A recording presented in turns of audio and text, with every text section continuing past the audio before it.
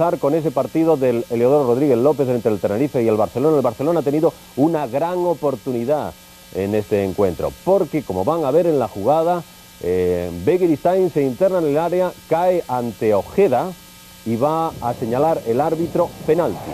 Ahí lo tienen ustedes, penalti y además tarjeta roja para Ojeda. Ojeda va a ocupar ahora una posición nada normal en el campo, las escaleras del vestuario. Koeman frente a Buljubasic y delata la respuesta de Ojeda. ¿Qué es lo que sucedió? No marcó Koeman el penalti. Ahora sí, les queremos llamar la atención sobre un hecho que se viene repitiendo. Observen, Andújar le dice al portero del Tenerife: no te muevas, que no te lo voy a permitir. Cuenten los pasos de Buljubasic antes de que dispare Koeman. Eso no fue un paso, fue casi un paseíto del portero del Tenerife. Al final, 70 minutos ante 10 hombres, el Barça cayó en Tenerife.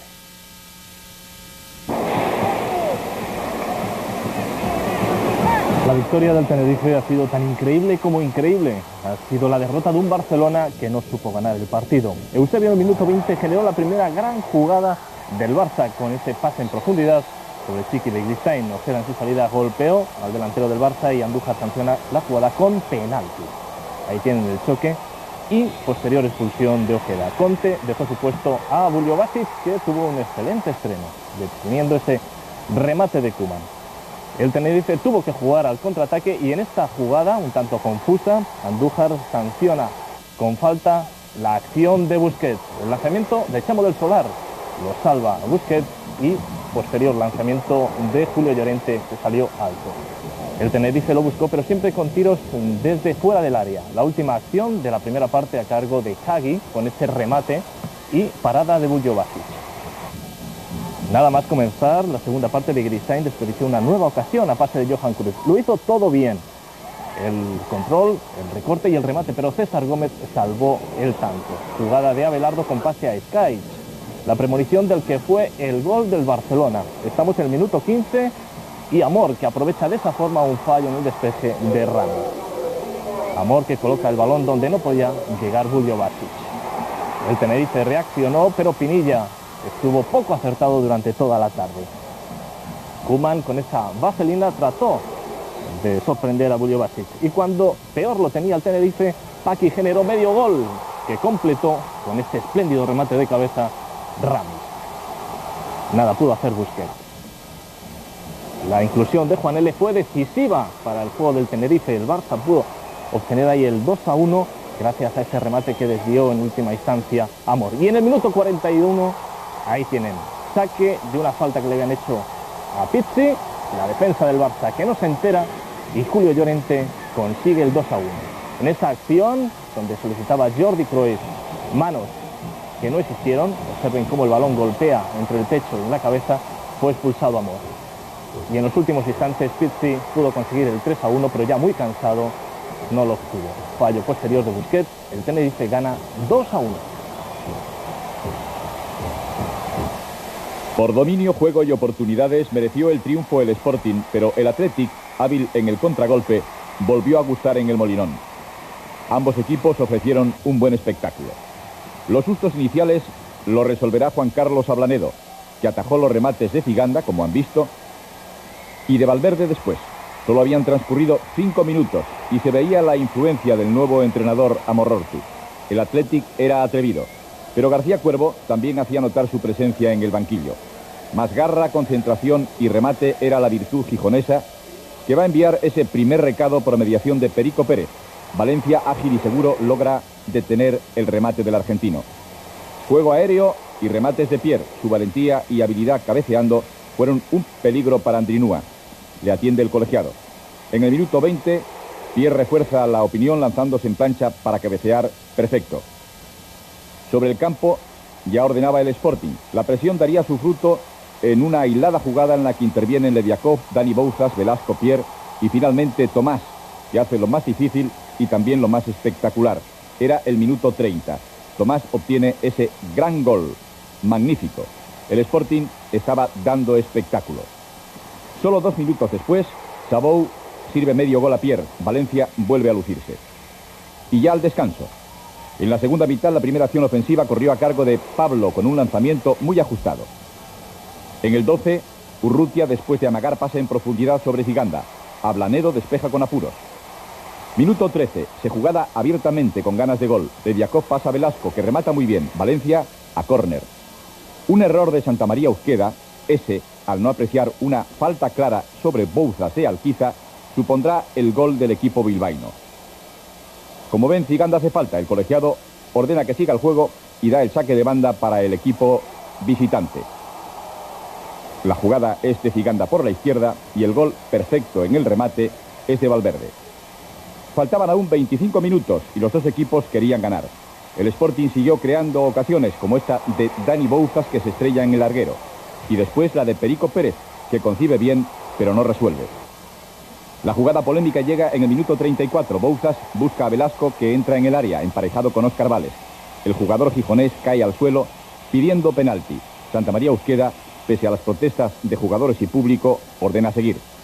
Y en los últimos instantes pudo marcar el Sporting, puesto que Morales, que había sustituido a Pierre, conecta su zurda, pero Valencia salva un punto. Al final, empate a 1.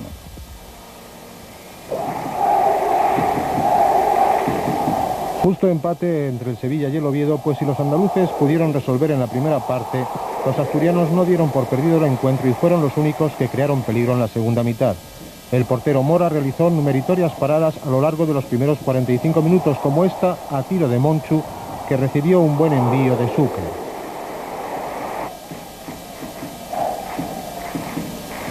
En el saque de esquina alejó el peligro de su área ante la indecisión de todos.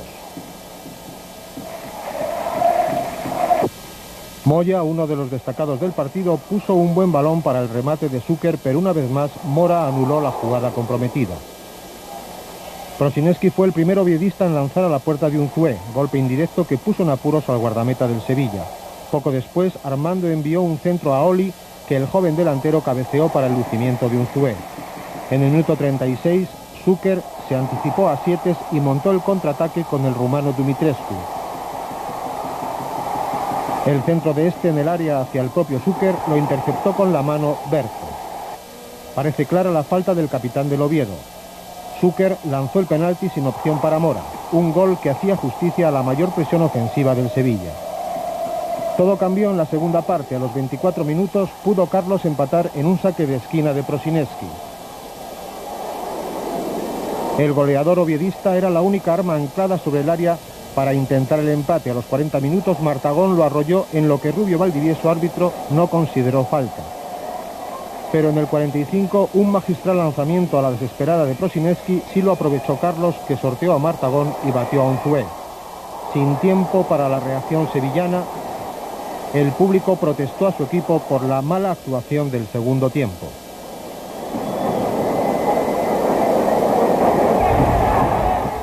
Se ha manifestado que estaba contento con lo que había demostrado hoy su equipo. Por cierto, que Cuervas, el presidente del Sevilla, ha manifestado también que hará todo lo posible para que Luis continúe la temporada que viene como entrenador del equipo. El Racing de Santander sigue su escalada. Hoy ha ganado en un buen encuentro con muchas oportunidades locales al Albacete, que luchó hasta el final. Y ayer el Deportivo de La Coruña en Mestalla demostró que sigue vivo. Victoria importante del equipo coruñés, que rompe la buena racha del Valencia. Por cierto, que en las gradas de Mestalla había diversos focos de interés. Uno de ellos, Risto Stoichkov, castigado todavía por Cruyff, quiso estar al lado de su compañero Pérez. El hombre más recordado por los valencianistas, Mijatovic. Y observen la cara de los dos presidentes. ¿Quién diría, viéndoles, que al fútbol va uno a divertirse? La verdad es que no lo parece. No se ha divertido nada el presidente del Atlético, el señor Gil, que ha tenido palabras muy duras, sobre todo para dos de los jugadores que tuvieron la osadía de criticarle en estos últimos días. Escuchen. El señor Pirri, que no salga por las noches, que ya se lo hemos dicho por activa y por pasiva, y que lleve vida de futbolista en vez de hablar. Eso es lo que tiene que hacer, ya se lo hemos dicho 3 o 4 veces. Al señor Koseski ya le he dicho bastante, que los mercenarios a Polonia. Estaba muy sensible el señor Gil, que ha visto cómo su equipo perdía por vez primera en 35 confrontaciones ante el Celta en el Vicente Calderón. Ha sido el peor Atlético de los últimos tiempos. Con la derrota ante el Celta, el Atlético vuelve a coquetear con el drama. Ausente el espectáculo, el juego rojiblanco abrió el camino al antifútbol. El equipo gallego, bien situado sobre el campo, se limitó a sacar provecho del fútbol incoherente, medroso y sin recurso de los locales.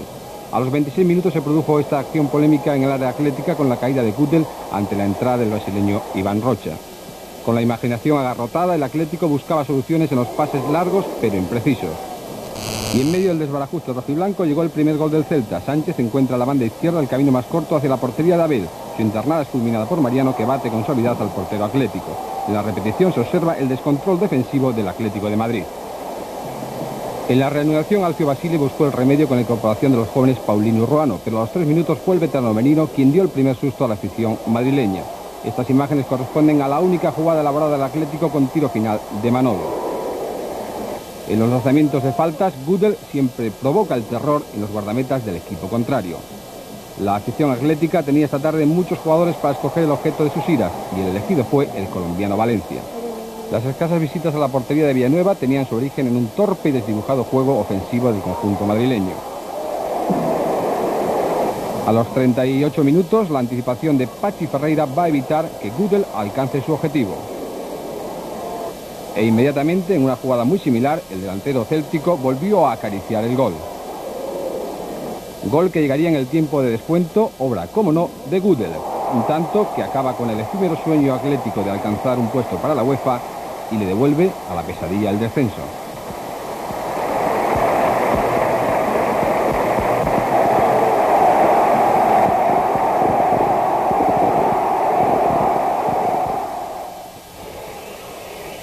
El fútbol tiene estas paradojas. El Racing se consolida en el camino hacia su objetivo de conseguir la permanencia cuando las bajas por lesiones y sanciones dejan a Vicente Miera con los justos. Contaba con solo 14 profesionales el entrenador cántabro para afrontar un complicado partido ante el Albacete, que comenzó decantándose muy pronto del lado local. Minuto 6, primera aproximación de los santanderinos al área manchega. El centro es de Radchenko y el remate del nigeriano Mutiu. El centrocampista local consigue contactar con el esférico y el bote sorprende a Molina. El dominio cántabro era absoluto y Radchenko, máximo goleador del Racing, pudo aumentar aquí su cuenta particular. Molina, el mejor de los suyos en el Sardinero, lo impidió. No tuvo la misma fortuna el cancerbero a los 24 minutos. Gran control y pase de Esteban Torre para Christiansen, que marca a pesar de la oposición de la defensa y cuando parecía carecer ya de ángulo. Positiva reincorporación al 11 la del hispano-danés, que ocupó el puesto del sancionado Popov. El Racing pensaba a estas alturas del partido en una victoria cómoda, pero la decisión del colegiado Fernández Marín al señalar penalti en esta dudosa jugada entre Tomás y Morientes puso freno a las pretensiones cántabras. Salazar no desperdició la ocasión para acortar la diferencia. En el segundo tiempo se mantuvo el dominio local mientras el Albacete se aproximaba al área cántabra en contados contraataques. El equipo de Vicente Miera gozó de un rosario de oportunidades de gol que no acertó a aprovechar. Esta fue la primera de Quique Setién a los 9 minutos. La defensa visitante tuvo que sacar en la línea un remate de Merino a los 12 minutos y seguidamente, en el área contraria, Morientes hacía ver que el partido no estaba resuelto. Radchenko, en acrobático remate, trató de incrementar la ventaja, pero su intento tuvo el mismo desenlace que la segunda oportunidad clara de Quique Setién ante Molina. En contra de lo habitual, el carismático capitán del Racing estuvo poco afortunado cara al gol.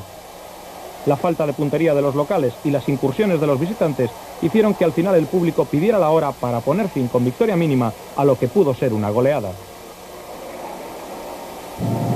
El Valencia perdió la racha victoriosa en Mestalla, aunque mostró al Hugo Pénez en vías de una recuperación total.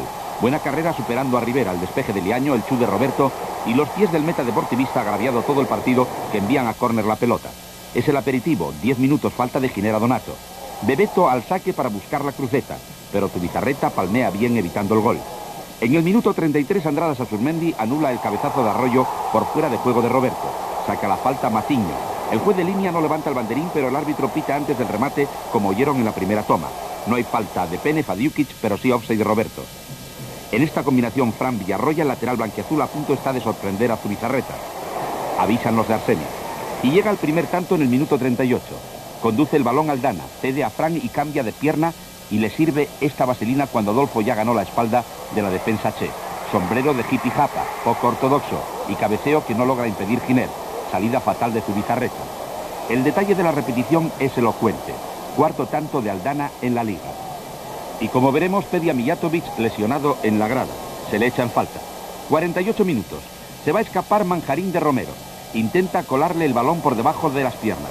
Zubizarreta toca y Jorge Otero, ante la presencia de Bebeto en el segundo palo, despeja a sus propias redes. Además del contencioso con Lendoiro, mala fortuna. A los 62 minutos las gradas vociferan penalti en esta acción de Pénez y Villarroya. El defensa toca el balón y el búlgaro se deja caer. Bien el colegiado navarro. Ahora Lugo desperdicia una ocasión de oro. Maciño, dejada de cabeza de Eloy, y Liaño se anticipa y bloquea. Este sí es penalti claro no señalado, 70 minutos. Empujón y agarrón de Romero a Manjarín. El árbitro en el medio campo tuvo que consultar con el juez de línea. Camarasa desvía a córner este trayazo de Donato después del pase de Bebeto. A 2 minutos para el final, Romero centra, rechaza a Donato y Maciño lanza esta volea tras el bote que intenta despejar Rivera y que hace lucirse a 2 manos a Liaño. Y llega el gol Che. Camarasa, Eloy, gana bien la posición Pénez, pase torero a Liaño, fuera del área, pica la pelota y la cruza salvando a Rivera y a Boro. 1-2, minuto 89. Tercer tanto en la Liga de Pénez. Muestra clara de su recuperación.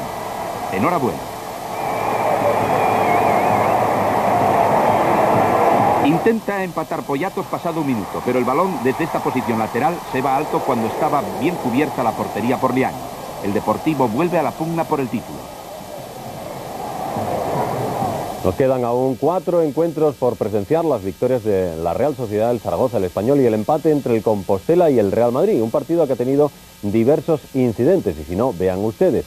Lasa, el defensa del Real Madrid, sufrió en un choque fortuito la luxación del cuarto y quinto metatarsiano. Según el doctor Pirri, Lasa podrá jugar el próximo domingo.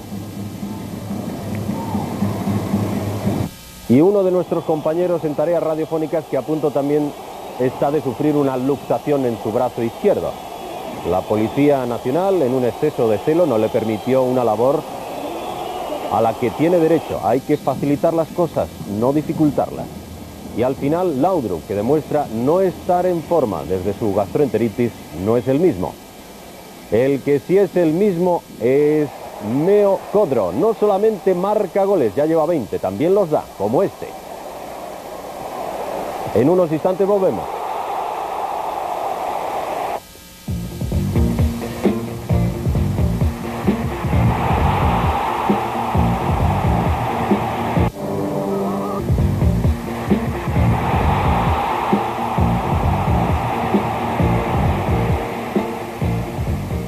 Seguimos con ustedes en directo. Buen encuentro de la Real Sociedad en Anoeta, 3-0 con 2 goles de Codro, que ya suma 20. De todas maneras, observen ustedes las oportunidades que tuvo el Valladolid por mediación de Urban. No consiguió ningún gol. Idéntico resultado en la Romareda, 3-0 del Zaragoza ante el Betis. Y uno menos, pero sin agobios, el Español ante el Logroñés incluso desperdició un penalti. Atención a la marca que lleva el Español: 7 encuentros en Sarriá sin recibir un solo gol. Y terminaremos con el Compostela Real Madrid.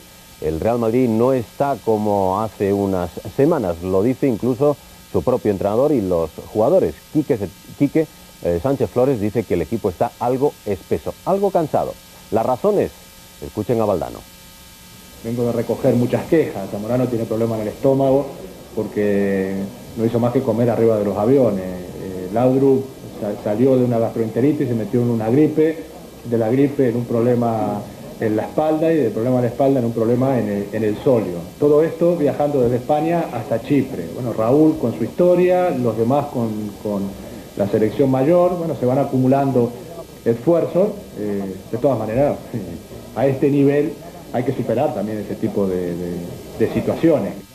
Sin duda muchos quisieran estar en esa situación, a 6 puntos de diferencia con respecto del segundo. Empezamos con la Real Sociedad.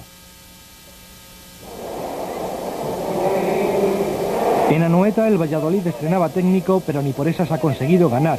Fernando Redondo ha impuesto orden en el equipo pucelano, pero un entrenador no marca goles. En un partido sin dominio claro ha ganado el equipo que más acierto ha tenido en el remate, y ese ha sido la Real Sociedad, que por medio de Idiáquez tenía la primera ocasión del encuentro.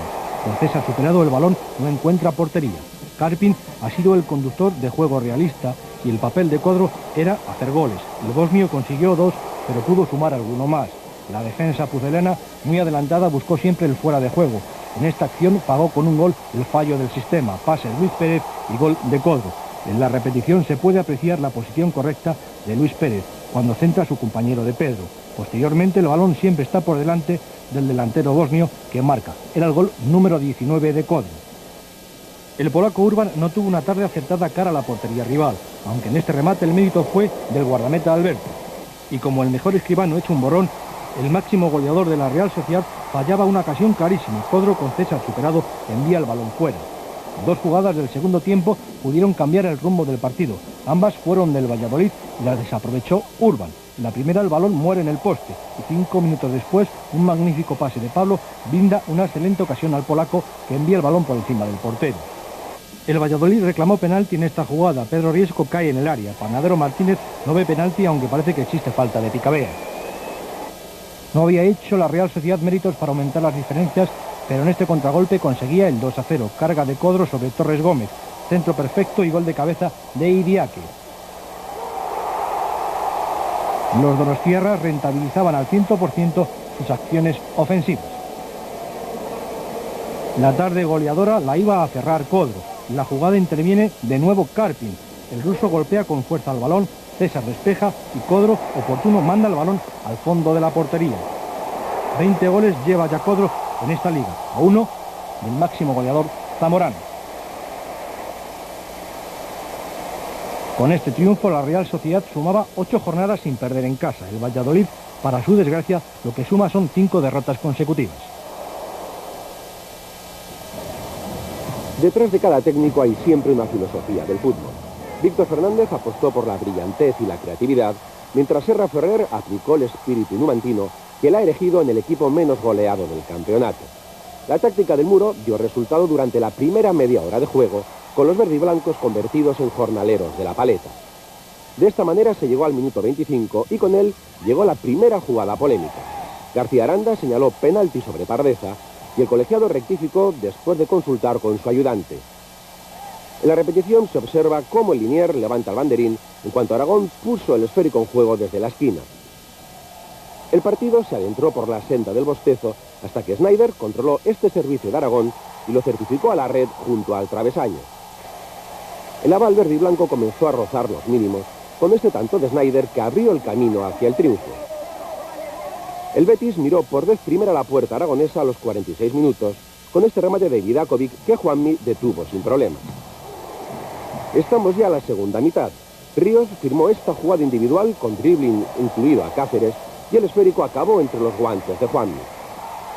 A los 5 minutos se produjo esta jugada polémica en el área zaragocista. Cuellar cayó ante Juanmi y el colegiado amonestó al jugador verde y blanco. García Aranda consideró que la caída de Cuellar era una interpretación teatral y todo quedó en un susto para los hombres de Víctor Fernández, que sentenciaron el choque poco después. La sociedad del Sue Higuera funcionó a la perfección. El lateral midió esta asistencia que Higuera se encargó de subir al marcador. El carril derecho volvió a ser demoledor. La velocidad y el entendimiento se tradujeron en el segundo tanto de la noche. Higuera tuvo en sus botas otra ocasión de gol, pero Jaro abrillantó el candado para cerrar el camino hacia la red. De poco le sirvió al cancerbero andaluz porque Higuera desempolvó la brújula y de nuevo se encaminó hacia la senda del gol para establecer el definitivo 3-0. El espectáculo volvió a la Romareda con gritos de olé, olé, y los graderíos se sumaron a la fiesta con la famosa ola mexicana. El Betis, que había encajado 14 tantos en 26 partidos, sumó 3 en su visita a orillas del Ebro. Victoria justa del Español en un encuentro flojo y una pésima primera mitad. Dirigió la contienda el madrileño Esquinas Torres, quien estuvo bien. En el minuto 46, Arteaga, a pase de Roberto, logró el primer gol del Español. Así se llegó al descanso, tras un primer tiempo de dominio alterno, sin disparo a puerta y casi con bostezos por parte del respetable. Tras el descanso, en el minuto 9, Radu, a pase de Torres Mestre, logró el segundo gol local tras una buena jugada de Pacheta.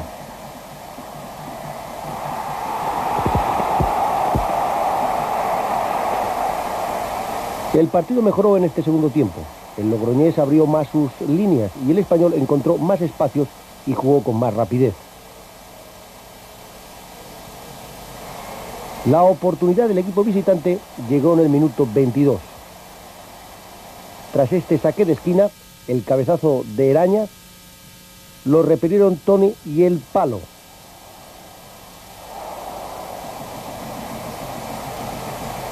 Gustó el equipo riojano en muchas fases, especialmente defensivamente, pero evidenció ser muy débil ofensivamente.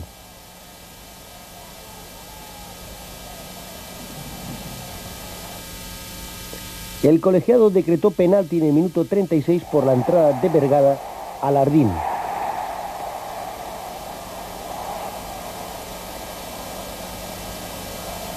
Presten atención a la repetición.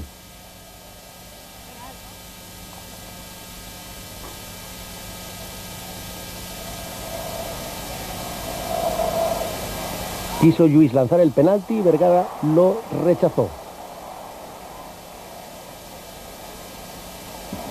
Al final, Español 2, Logroñés 0. Y Toni batió el récord de imbatibilidad de Vicente en su estadio.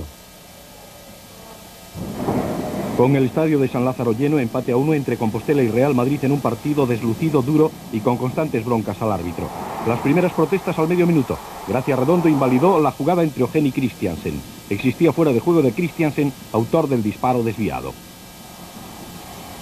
El Real Madrid, que contó con Raúl antes de que se incorpore a la selección sub-20, tuvo en el jovencísimo delantero a su mejor atacante. Solo habían transcurrido 4 minutos cuando Lasa, en ese choque fortuito con Lecumberri, sufrió una lesión en la mano. Luxación en 2 metacarpianos de la mano izquierda según el parte médico. Lasa abandonó el terreno acompañado por el doctor Martínez Pirri. Fue sustituido por Alcorta. Entre Amavisca y Raúl crean esta situación que el delantero Iván Zamorano no logra transformar en gol.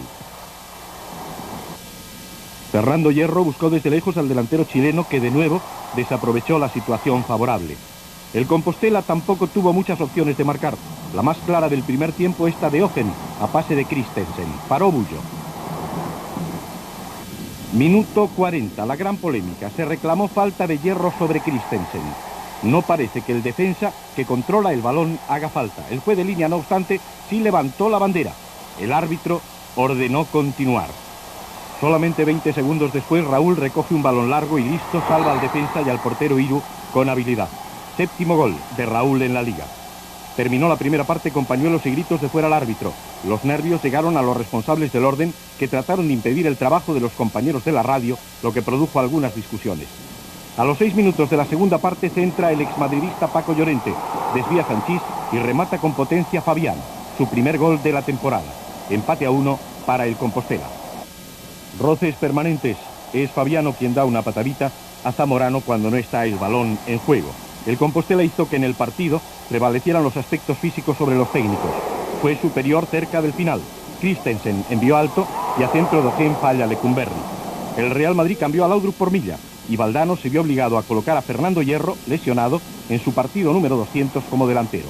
Superados los 90 minutos, la última ocasión fue del Compostela. El defensa Víctor lanzó fuera. Hay una jugada en este partido conflictiva, polémica, que viene a nuestro apartado de la polémica junto con el gol que ayer